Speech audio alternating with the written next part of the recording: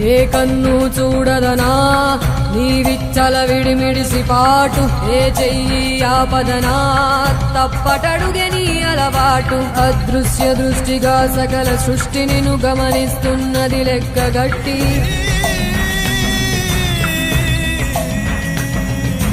ఎంత బతుకు నీదెంత బతుకువో గుప్పెడు మెతుకుల కడుపు కొరకు ఎన్నాటలు వేటలు అవసరమా మనుజా మనుజా.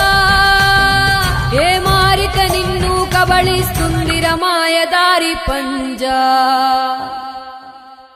కోరికొని తెచ్చుకో మాకు కర్మ, దాన్ని విడిపించుకోలేదు